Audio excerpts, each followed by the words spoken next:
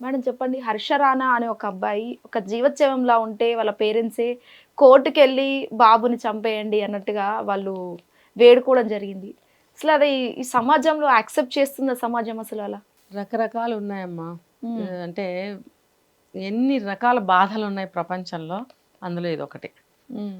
ఆ అబ్బాయి 2013లో బీటెక్ చదువుతూ 20 సంవత్సరాల వయసులో హ్మ్. కాలేజీ 4వ అంతస్తు నుంచి కాలు జారి ప్రమాదవశాత్తు కింద పడ్డాడు హ్మ్. కదా. కుర్చీలోంచి కింద పడితేనే మనకి ఎక్కడో చోట ఎముక్కి దెబ్బ తగులుతుంది అవును. కదా. అలాంటిది 4 అంతస్తుల మీద నుంచి పడ్డాడు అంటే ఇంకా అన్డౌట్ అనమాట. అసలు బ్రతికి ఉండటం అనేది పెద్ద ఇష్యూ ఇక్కడ. హ్మ్. బ్రతకరు ఎవరు కూడా. బ్రతికాడు కానీ జీవోత్సవం లాగానే బ్రతికాడు. అవును. ఎలా అంటే అతనికి బ్రెయిన్ డెడ్ అయిపోయిందని చెప్పారు. 100% మెదడు దెబ్బతింది. మెదడు దెబ్బతినటం వల్ల ఏమవుతుందంటే రక్తనాళాలు రక్త ప్రసరణ సరిగ్గా లేక చచ్చుబడిపోతాయి. హ్మ్. ఇప్పుడు అతనికి కాళ్ళు చేతులు చచ్చుబడిపోయాయి. తర్వాత మాట పడిపోయింది. శరీరంలో కదలికలు లేవు, లెగవలేడు, మాట్లాడలేడు, చెప్పలేడు, తినలేడు, ఏమీ చేయలేడు. తల్లిదండ్రులకి కదా ఈ బాధ అంతా.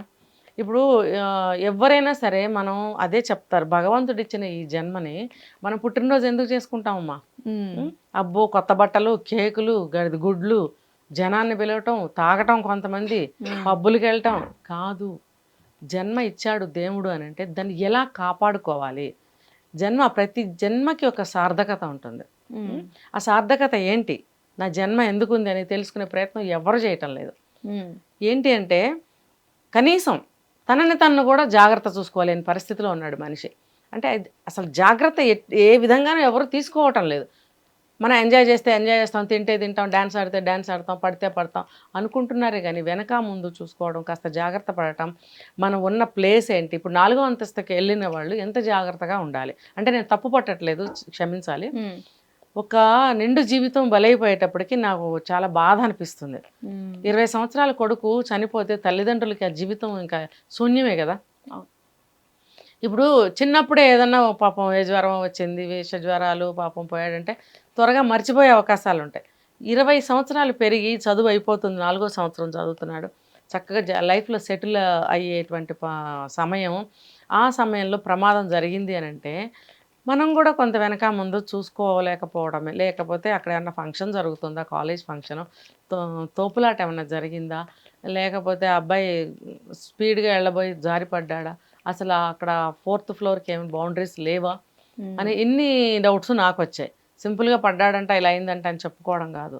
భగవంతుడిచ్చిన జన్మని మనం ప్రతి క్షణం కాపాడుకోవాలి. రైట్. గబుక్కున ఆత్మహత్యలు చేసేసుకుంటారు. నువ్వెవరు అసలు ఆత్మహత్య చేసుకోవడానికి? హ్మ్. భగవంతుడు నీకు ఇచ్చాడు, ఆయన తీసుకెళ్లే వరకు ఉండాల్సిందే మనం. హ్మ్.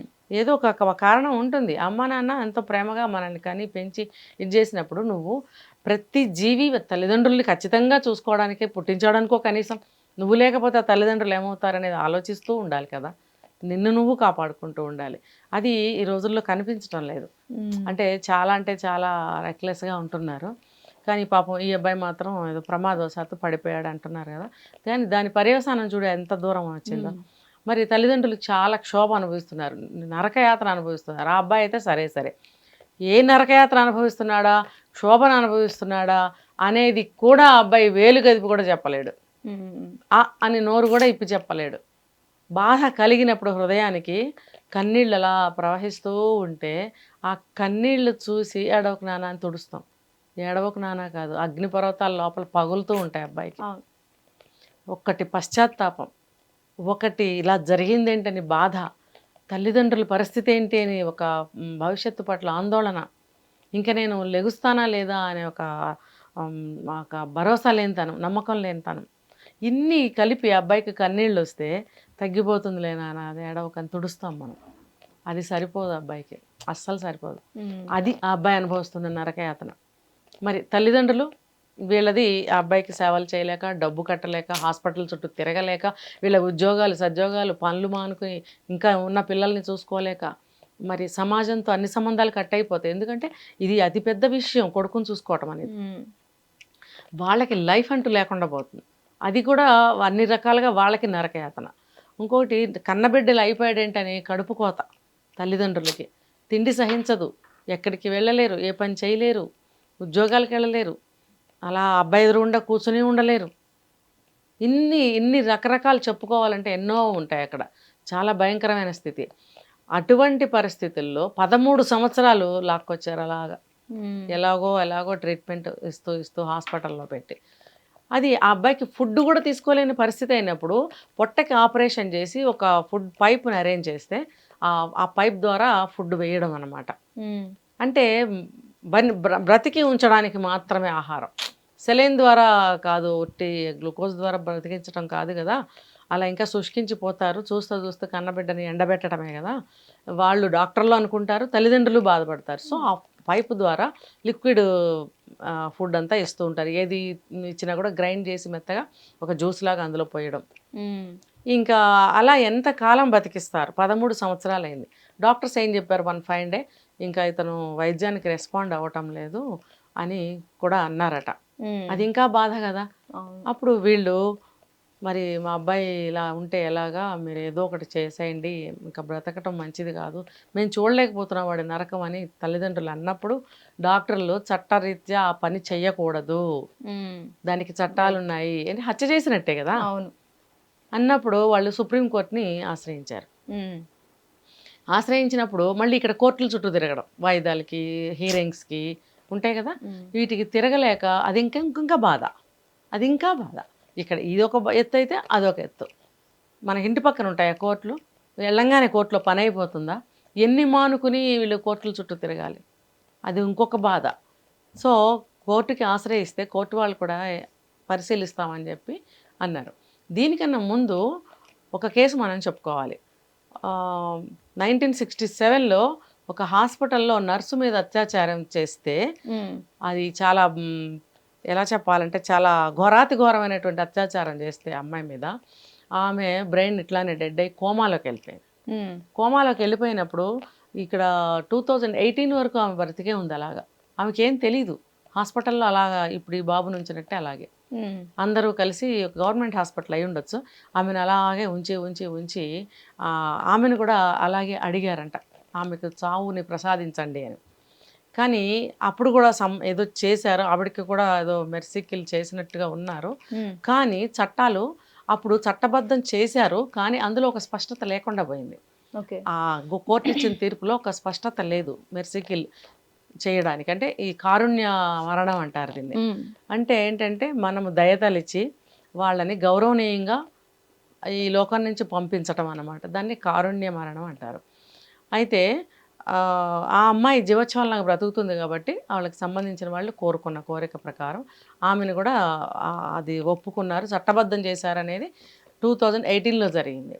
కానీ అందులో ఏం జరిగిందనంటే, ఇప్పుడు ట్రీట్మెంట్ ఆపేస్తారు, వైద్యపరంగా అయితే వాళ్ళు ఆపేస్తారనుకో, మరి ఫుడ్ ఆపేయడం కూడా వైద్యంలోకి వస్తుందా? రాదా?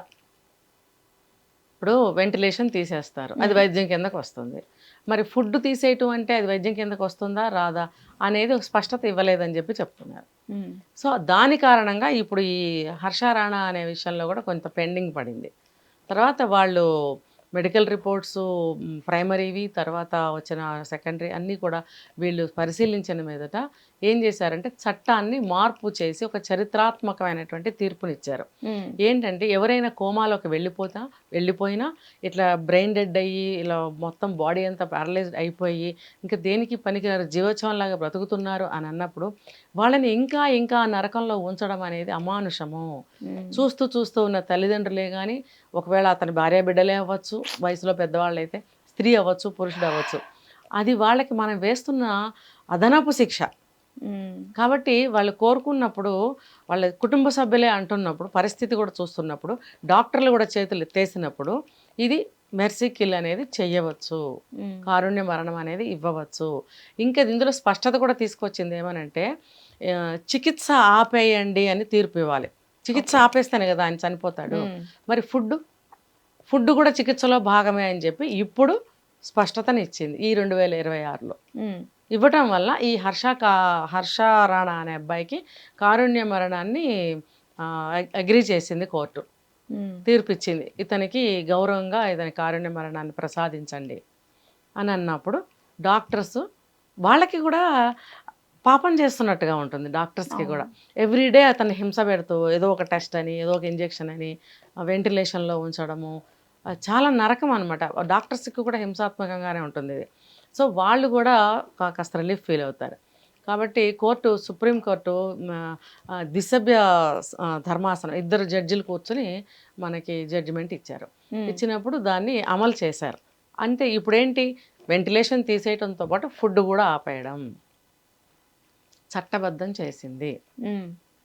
చేయటం వల్ల ఆ అబ్బాయికి కారుణ్య మరణం ప్రసాదించి గౌరవంగా పంపిద్దామని చెప్పి నిర్ణయించారు. ఏ రోజు అనేది ఇంకా మనకు తెలియదు. ఆ అబ్బాయికి తల్లిదండ్రులకి కూడా ఎంతో దుఃఖంతో పాటు కొంత రిలీఫ్ కూడా దొరుకుతుంది వాళ్ళు. అంటే మేడం ఇక్కడ కారుణ్య మరణం అంటే ఏం చేస్తారు డాక్టర్స్? అన్నీ ఆపేస్తారు, వెంటిలేషన్ తీసేస్తారు, రెస్పిరేషన్ ఆక్సిజన్ అలాంటివి పెడతారు కదా, అవన్నీ ఆపేస్తారు. దాంతోపాటు ఫుడ్ ఇవ్వడం కూడా ఆపేస్తారు. అంతకుముందు 2018 వరకు స్పష్టత లేదు ఆ తీర్పులో. ఫుడ్ ఆపేయాలా, అది కూడా చికిత్సలో భాగమేనా కాదా అనే ఒక సందేహం ఉండింది. ఇప్పుడు నిర్ణయించారు అది కూడా చికిత్సలో భాగమే. ఇప్పుడు జ్వరం వస్తుంది, ఉత్త కాఫీ ఇస్తారనుకో, పాత రోజుల్లో ఉత్త కాఫీ, నీళ్ళ కాఫీ ఎలా ఇచ్చేవారు, జావా లాంటిది. ఆ జావా కూడా అందులో ఏమీ సాలిడ్స్ ఉండకుండా లిక్విడ్స్ అనమాట. అది ఇప్పుడు ఏం చేస్తున్నారు, డాక్టర్లు ఫుడ్ పెట్టమంటున్నారు. కానీ అప్పుడేంటి, జ్వరం తగ్గాలంటే అన్నీ ఆపేసేవారు. అంటే ఏంటి, వైద్యంలో భాగమే కదా అది. వైద్యంలో భాగమైనందుకే కదా ఆ రోజుల్లో ఫుడ్ ఆపేసి ఓన్లీ లిక్విడ్ ఇచ్చేవారు. ఇప్పుడు డాక్టర్స్ వైద్యం మారింది, అన్ని తినమంటున్నారు. తినడం వల్ల కూడా పేగు అరాయించుకోలేదు లోపల. కాబట్టి పాతకాలం వాళ్ళు ఇప్పటికీ కూడా డాక్టర్ చెప్పినా కూడా వాళ్ళు ఫుడ్ సాలిడ్గా తీసుకోవడానికి ఇష్టపడరు. మహా తీసుకుంటే మాకేమయ్యేదంటే, బాగా చిన్నప్పుడు జ్వరం వస్తే 2 రోజులు బాగా లంకణం. చిన్నపిల్లలకి కాఫీలు గీఫీలు తాగరు వాళ్ళు, బలవంతంగా గ్లూకోజ్ వాటర్ ఏమైనా ఇచ్చేవారు. 3 రోజులకో ఏమో సబ్ నార్మల్ రావాలి ఫస్ట్, తర్వాత నార్మల్కి రావాలి. 4 రోజులు పట్టేది. అన్ని రోజులు ఫుడ్ అనేది బిస్కెట్ అడిగిన ఇచ్చేవారు కాదు. మాకేం లంచం ఇచ్చేవారంటే, నీకు జ్వరం తగ్గిపోయిన తర్వాత ఇన్ని చాక్లెట్ ఇస్తాము, నీకు బోల్డ్ డబ్బులు ఇస్తాము, అన్ని బొమ్మలు బిస్కెట్లు కొనుక్కోవచ్చు అని లంచం ఇచ్చి ఆ మందులు పోసేవారు మాకు, ఆ జావ పోసేవారు.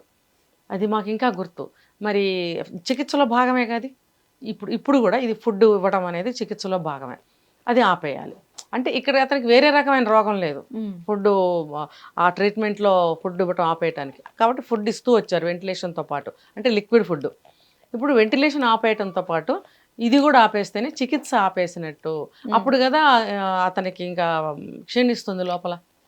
ఇంకా 1 రోజో 2 రోజులో 3 రోజులో 4 రోజులో 5 రోజులో ఆ లోపల ఉన్న కాస్త శక్తితో ఎన్ని రోజులు బ్రతుకుతాడో అన్ని రోజులు బ్రతికి ప్రాణం వదిలేస్తాడు.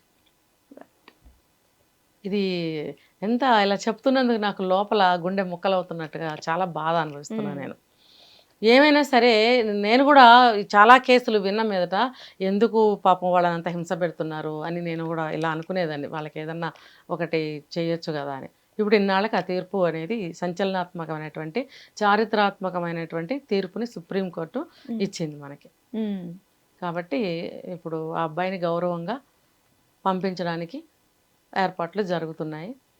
ఆ అబ్బాయికి మనం ఏమి చెప్పగలం, ఏమి ఇవ్వగలం, వేచి చూద్దాం. హిట్ టీవీ యాప్, ఇందులో short news, live news, entertainment shows, movies, digital magazines తో పాటు మీ జిల్లా వార్తలను కూడా ఫ్రీగా చూడొచ్చు.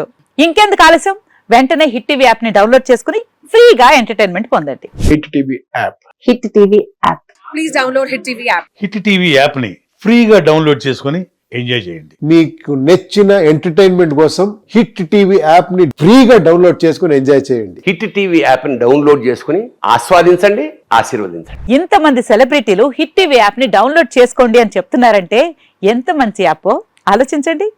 అమెరికా అమెరికా అమెరికా అమెరికాలో చదవాలనుకునే వాళ్ళకి విశ్వసనీయమైన పేరు మన శౌర్య కన్సల్టెన్సీ. UK లో 1 year masters, UK లో 1 year masters, 2 years work permit up to 5 years visa. Contact Saurya Consultancy. Contact 89851 89851.